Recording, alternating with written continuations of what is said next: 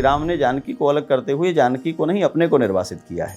ये दिखाई पड़ता है कि उनके टेंट के फट जाने पर उसकी रिपेयर भी कोर्ट से परमिशन लेके हो सकती थी। का उनकी आस्था का मुद्दा था। दशरथ ने एक बार भी श्री राम से नहीं कहा कि तुम बन जाओ। जो न्याय नहीं करता है वो राम होता ही नहीं है। नमस्कार, श्रेष्ठ भारत में आपका स्वागत है। मैं हूं मुक्ता सिंह। इस वक्त हम अयोध्या में मौजूद हैं और यहाँ पर हमारे साथ मौजूद हैं अयोध्या के ज्ञानी संतों में से एक मिथिलेश नंदिनी शरण जी। इनसे हम बातचीत करेंगे, अयोध्या के बारे में और ज्यादा जानने की कोशिश करेंगे। क्या संबंध है राम का अयोध्या से। 500 सालों के संघर्ष के बाद राम मंदिर, भव्य राम मंदिर का निर्माण होने जा रहा है, करीब करीब पूरा हो चुका है। तो आगे क्या कुछ और होगा, क्या कुछ नयापन होगा, ये सारी बातें उनसे जानेंगे और हमारे साथ इस चर्चा को आगे बढ़ाएंगे हमारे वरिष्ठ सहयोगी शरद गुप्ता जी। बहुत बहुत स्वागत है आपका। जय सिया राम, आपका स्वागत है अयोध्या में। धन्यवाद। बहुत लंबे समय से, कह सकते हैं पिछले 4 दशकों से ये संघर्ष की लड़ाई आप लोग लड़ रहे थे और अब जो सोचा था अब करीब करीब वो साकार होता दिख रहा है। अब राम मंदिर, अब हम उद्घाटन 22 जनवरी को उसकी उम्मीद कर रहे हैं। तो कैसी रही ये संघर्ष की कहानी? संघर्ष की कहानी आपके सामने है कि उसका परिणाम तो सुखद है और जब सुखद परिणाम हो जाते हैं तो सारे संघर्ष के जो दुख हैं वो भूल जाते हैं। तो रास्ते के कष्ट तो भूल जाते हैं उस व्यक्ति को। तो अब हम लोगों ने जो कुछ देखा है, जो भोगा है, उसका स्मरण नहीं करते, बल्कि इसका स्मरण करते हैं कि हम कहाँ पहुँच चुके हैं और अब आगे क्या देखना है। जीवन एक यात्रा है और जो चल रहा है निरंतर वो पलटकर पीछे नहीं देखता है। जो अनुकूल आता है उसे भी, जो प्रतिकूल आता है उसे भी पार करता जाता है। मनस्वी कार्यार्थी न गणयति दुखम न च सुखम। जो मनशक्ति संपन्न हैं और जो प्रयोजनों की सिद्धि के लिए प्रतिज्ञाबद्ध हैं वो इस बात का बहुत ध्यान नहीं करते कि कितनी कठिनाइयाँ हुई, कितनी अनुकूलता हुई। ये जरूर है कि ये यात्रा बहुत कठिनाइयों से भरी हुई यात्रा थी। बहुत सारे लोगों को ये कल्पना भी नहीं थी कि इसका कोई परिणाम इस तरह आने वाला है, लेकिन एक सिद्धांत है कि सत्य की ही विजय होती है और राम सत्य संकल्प मणि है और सत्य विजित हुआ है फिर से। जैसा आप बता रहे हैं, एक समय में ये देखा गया था कि धार्मिक मुद्दे से ज्यादा पॉलिटिकल मुद्दा हो गया था जी। तो आपको लगा था कि ये जो इतना लंबा सफर ये ऐसे तय होगा और एक दिन भव्य राम मंदिर का यहाँ पे निर्माण हो पाएगा? जी। जनभावना और जनाकांक्षा के जो मुद्दे हैं वो सारे मुद्दे एक दिन राजनीतिक हो जाते हैं, क्योंकि राजनीति चलती है जनता से लोकतंत्र में। तो जिन बातों से जनता सर्वाधिक प्रभावित होती है, राजनीति उन बातों को अपना आधार बना लेती है, उनको अपना केंद्र बना लेती है। इसलिए राम जन्मभूमि भी राजनीतिक मुद्दे के रूप में दिखाई पड़ा, लेकिन जनता ने कभी इसको राजनीतिक मुद्दा नहीं माना। ये राजनीतिक मुद्दा सदा ही राजनीतिक दलों के लिए था, जनता के लिए उनकी भावना का, उनकी आस्था का मुद्दा था। मैं ये इसलिए कह रहा हूँ कि सभी राजनीतिक मुद्दों से थोड़े समय में जनता का मोह भंग हो जाता है, लेकिन ये एक ऐसा मुद्दा था जो जनता की आस्था और भावना का मुद्दा था, इसलिए कभी जनता का मोह भंग इससे नहीं हुआ और इसके लिए जो चली राजनीति थी वो इतने उत्कर्ष तक चलती चली गई। पहले रामलला टेंट में थे, उसके बाद मंदिर में आए और अब इतने भव्य मंदिर में आ जाएंगे बहुत जल्दी। तो हम लोग चाहते हैं कि आप एक बार हमारे दर्शकों को एक बार इसका पूरा ये सफ़र बताएं कि कैसे कैसे क्या क्या और अब क्या नयापन होगा इस नए मंदिर में। ये एक बड़ी यात्रा है और ये यात्रा प्रतीकात्मक रूप से श्री राम के जीवन की पूरी यात्रा को भी दिखाती है। जैसे उन्होंने हमको मंदिर के रूप में देखते हैं तो ये दिखाई पड़ता है कि वे टेंट में थे, ये दिखाई पड़ता है कि उनके पूजा भोग आरती में कितनी कठिनाइयाँ थीं, ये दिखाई पड़ता है कि उनके टेंट के फट जाने पर उसकी रिपेयर भी कोर्ट से परमिशन लेके हो सकती थी। दूर से दर्शन किया जाता था, भोग की व्यवस्था नहीं, प्रसाद की व्यवस्था नहीं, और उस समय मीडिया ने इन सब बातों पर बड़ी चर्चा की थी कि चीज़ें कितनी कठिन हैं। और फिर ये समय आया है और इससे बेहतर समय के लिए हम जा रहे हैं, लेकिन इतिहास में हम लोग बहुत सेलेक्टिव हो जाते हैं, उससे बाहर निकलना चाहिए। शुरुआत केवल टेंट से नहीं होती, शुरुआत केवल बाबरी ढांचे के गिरने से नहीं होती, शुरुआत रामलला के ताला खोलने से नहीं होती। शुरुआत तो यहाँ से होती है कि धरती की पहली पूरी अयोध्या है, विष्णु की पहली पूरी अयोध्या है, और पुराण और आगम ग्रंथ कहते हैं कि ब्रह्मांड की पहली पूरी अयोध्या है, क्योंकि बसाई ही यही गई है। विष्णु राध्यापुरी यम क्षतिम न स्पृशति द्विज, जिसके लिए कहा गया कि ये धरती पर रखी ही नहीं है, ये विष्णु के चक्र पर स्थित पुरी है और ये सबसे पहली पुरी है। इस सबसे पहली पुरी में मनुष्यों को मनुष्य बनाने वाला जो अवतार है भगवान का, जो मर्यादा पुरुषोत्तम का अवतार है, वो अवतार इस पुरी में हुआ है। इसमें क्या संदेह है कि भारत के सबसे बड़े राजकुल की जो राजधानी है अयोध्या, उसमें श्री राम का मंदिर रहा। तो इतिहास तो वहाँ से शुरू होगा और वहाँ से हमें घटनाओं को देखना होगा कि कैसे भारत भूमि जो देवताओं के अवतार के लिए प्रसिद्ध है, उस भारत भूमि में जो श्री राम के अवतार के लिए प्रसिद्ध है, उस अयोध्या के लिए जिसको राम राजधानी और रामपुरी कहा जाता है, गोस्वामी तुलसीदास कहते हैं, पहुँचे दूत रामपुर पावन, ये पुर ही राम का है।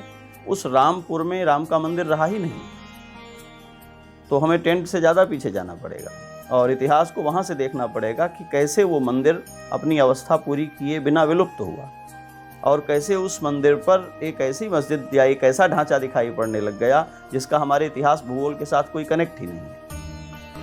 तो संघर्ष वहाँ से प्रारंभ हुआ है। अब जो ये नया मंदिर बन रहा है, आप देख रहे हैं जो पुराने मंदिर से काफी अलग है, आधुनिकता भी इसमें काफी नजर आ रही है, तो आस्था, विश्वास, परंपरा और आधुनिकता, इसका मेल कैसे होगा? ये सब चीज़ें परस्पर विरोधाभासी नहीं हैं। हमने जीवन में से इनमें से एक एक चीज़ को चुनना शुरू किया है, इसलिए हमको विरोधाभास दिखाई पड़ते हैं। दरअसल जिसको परंपरा कहते हैं वो आधुनिकता ही है। परंपरा का अर्थ होता है जो पिछली पीढ़ी के पास था, उसके बाद उस अगली पीढ़ी में आ गया और उसके बाद अगली पीढ़ी में चला जाएगा। आधुनिकता का मतलब होता है अपने समय का बोध। हमारे पास जब कोई ऐसी वैल्यूएबल चीज़ होती है, कोई ऐसी मूल्यवती वस्तु होती है जो एक पीढ़ी में चुकती नहीं, तो हम उसे अनेक पीढ़ियों में अपने साथ ले चलते हैं।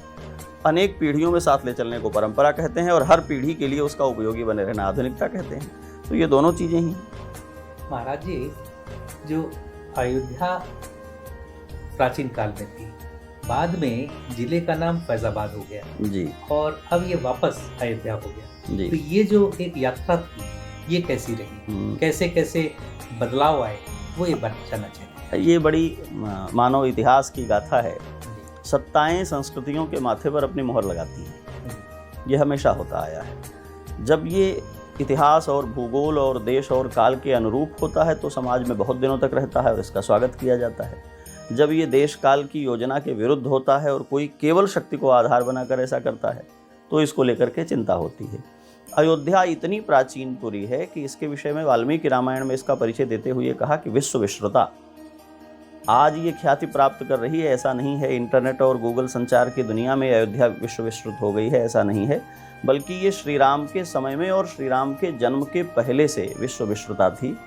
ये बात देखनी चाहिए। श्रीमद् वाल्मीकि रामायण में जब चक्रवर्ती दशरथ जी अश्वमेध करने जा रहे हैं तो उन्होंने अपने मंत्रियों को कहा है कि निमंत्रण भेजे जाएं और वो निमंत्रण पूरी भूमि के राजाओं को भेजे गए हैं, दुनिया भर के देशों के राजाओं के नाम लिए गए हैं, सारा भूगोल बता दिया है उन्होंने, इस दिशा से, इस देश से इनको बुलाया जाए। तो जब अयोध्या के एक यज्ञ में धरती भर के राजा बुलाए जा रहे थे तो ये सिद्ध है कि इसके अंतर्राज्यीय और अंतर्राष्ट्रीय संबंध थे और सभी से जानते थे। बाहर से आए हुए लोगों ने, जिनकी बहुत लंबी गाथा है, हमें उस विस्तार में नहीं जाना है, उनमें से एक ने अयोध्या को चुना अपने लिए। और सरयू तट का जो गोप्रतार तीर्थ हमारा है वो अयोध्या की अंतर्ग्रही अयोध्या का अंग है, वो कोई बृहत्तर अयोध्या नहीं है, उसको उन्होंने अपने लिए चुना और इसको फैज़ाबाद भी होने से पहले इसका नाम बंगला हुआ। और फिर उनको यहाँ आने से कुछ तरक्की मिली थी, कुछ लाभ मिला था, जैसा कि उनका इतिहास कहता है, और इसलिए यहाँ आने पर उनको फैज़ मिला है, यहाँ आने पर उनको बढ़त मिली है, लाभ मिला है। इसलिए इस जगह को उन्होंने अपने लिए फैज़ाबाद नाम रख करके और अपनी एक रिहाइश गाह बना ली, वहाँ पर जगह बना दी, रहने लग गए, तैराकी की दृष्टि से, आनंद की दृष्टि से। अब जहाँ सत्ताएँ होती हैं, जिनके पास शक्ति होती है, वे चौक चौराहे, सड़कें और शहरों को अपने नाम दे देते हैं। तो उस एक एरिया को, उस एक जगह को फैज़ाबाद ऐसा करके लोग जानने लग गए और उसका परिणाम या उसका दुष्परिणाम ये हुआ कि यह जो 14 कोस की अयोध्या, जो 84 कोस की अयोध्या थी, वो 5 कोस में सिमट गई और पंचकोसी भूमि को अयोध्या करके जाना जाने लगा और उसके बाहर भूमि को लोग फैज़ाबाद कहकर जानने लग गए। आगे चल कर के हमारे इस जिले का नाम भी उस रूप में हो गया, जबकि ये पहले से ही कोसल जनपद था और अयोध्या उसकी राजधानी थी। पौराणिक जो भूगोल हमारा है उसके अंतर्गत अंतर्ग्रही जो अयोध्या है, सहस्रधारा तीर्थ से 1 योजन पूरब 1 योजन पश्चिम, जिसको मत्स्याकार की अयोध्या कहा जाता है कि ये मछली के आकार की बसी हुई है, उसका जो शिरोभाग है, उसका जो मस्तक भाग है, वो गोप्रतार तीर्थ है, जिसको कैंट फैज़ाबाद आप कह रहे हैं। तो गुप्तार घाट जिसे कहते हैं, उसका सही नाम गोप्रतार तीर्थ है। तो गोप्रतार तीर्थ से लेकर के और ऐसे ही 1 योजन पश्चिम की दिशा में, पूरब की दिशा में, तो वहाँ फैज़ाबाद का तो कोई अस्तित्व ही नहीं था। तो जो नाम की कठिनाई है, जैसे धूल पड़ जाए और धूल पड़ने के कारण कोई चीज़ गंदी हो जाए और फिर आप धूल हटा दें तो उसके नीचे की जो दिव्यता है वो प्रकट हो जाए, तो आपने बनाई नहीं है, वो दिव्यता तो पहले थी ही। अयोध्या नाम हमने नहीं दिया है, अयोध्या नाम तो देवताओं का दिया हुआ है, परमात्मा का दिया हुआ है। हमने उस पर जो धूल पड़ गई थी एक पुराने नाम की, उसको हटा दिया है और फिर से जो अयोध्या नाम था वो उद्भासित हो गया है। चलिए, बीच में चाहे जो भी काल रहा हो, लेकिन आज़ादी के बाद तो भारत स्वाधीन हो गया था जी। तब तो हम जिले का नाम कम से कम अयोध्या रख सकते थे। जैसे जगने के तुरंत बाद आप पूरी तरह से होश में नहीं आते हैं, शरीर जग जाता है लेकिन मस्तिष्क को और मन को जगने में थोड़ा समय लगता है, सुस्ती घेरे रहती है, आलस से घेरे रहता है। एकदम से बिस्तर छोड़कर नींद से जो उठा है उससे आप कोई बड़ा काम नहीं ले सकते, उसे 5 मिनट से, बहुत सारे लोगों को चाय पीने के बाद होश आता है, बहुत सारे लोग स्नान कर लेते हैं तब चैतन्य होते हैं। ये देश भी पराधीनता की एक लंबी प्रतिकूलता से उभरा था। इसे अपने पांवों पर खड़े होने में, अपनी ज़रूरतों को पहचानने में, अपनी परेशानियों को पहचानने में, स्वतंत्र हुआ देश सर्वथा स्वतंत्र हो गया था पहले दिन से, ये कहना नासमझी होगी। आज तक हम भारत की संप्रभुता और स्वतंत्रता के लिए संघर्ष कर ही रहे हैं। बहुत सारे सांस्कृतिक और ऐतिहासिक ऐसे संदर्भ हैं जिनकी स्वतंत्रता हमें दूसरों से नहीं पानी है, अपनी जीवन शैली से पानी है, अपने सोचने समझने से पानी है, और उसमें हम जैसे जैसे विकसित होते जा रहे हैं वैसे वैसे ये परिणाम सामने आ रहे हैं। तो अयोध्या के नाम को रिस्टोर कर दिया गया, फिर से अयोध्या को अयोध्या के रूप में पहचान लिया गया। यहाँ तक पहुँचने में ही हमको 70 साल लग गए।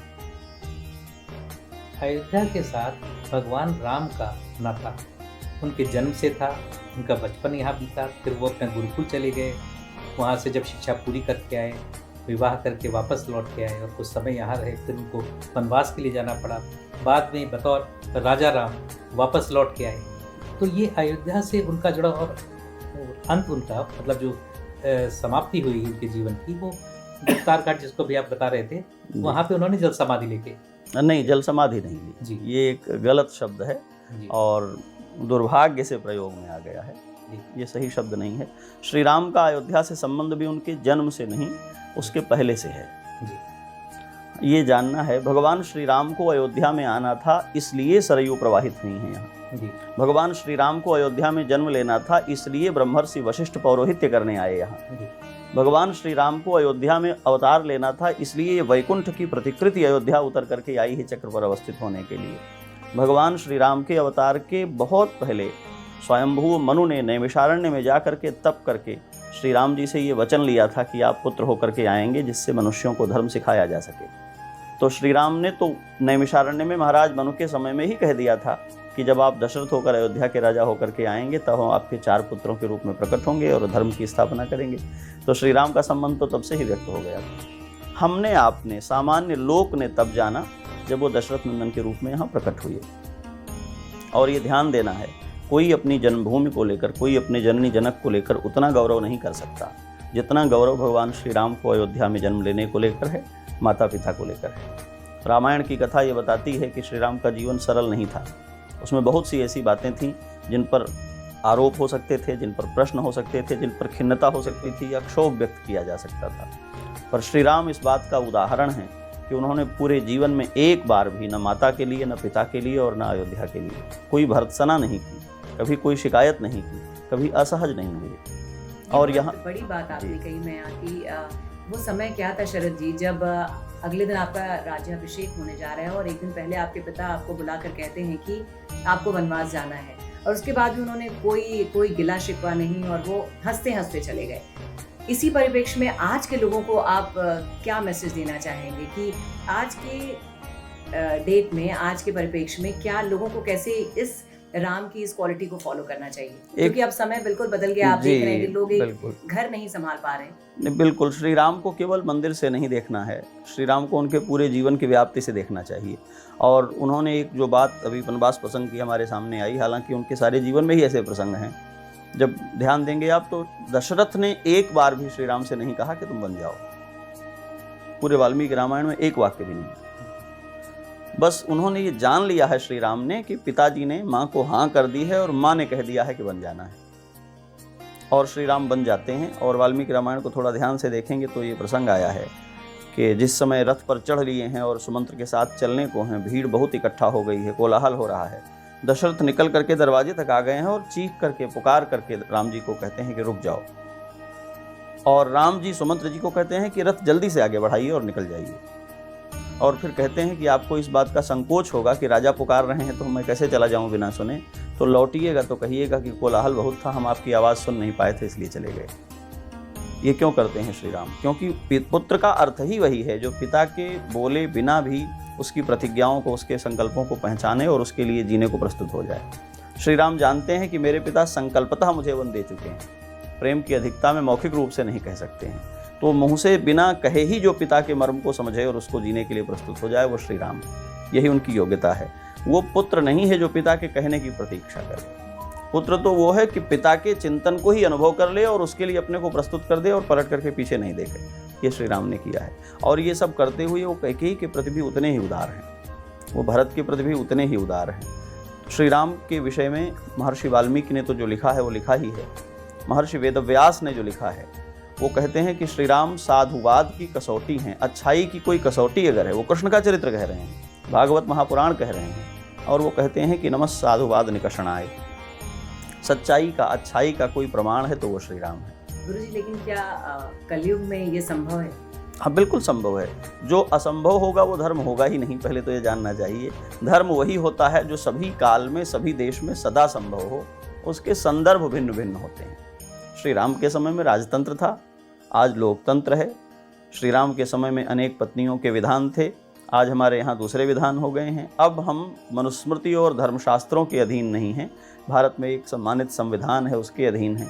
तो आज जो हमें प्राथमिकताएं चुननी है और तय करनी है, श्री राम को लगा कि शूर्पणखा गलत कर रही है तो नाक कान काट लिए, पर आज हमें लगे कि कोई गलत है तो हम उसके नाक कान काट नहीं कर सकते, हमको तो कोर्ट जाना पड़ेगा।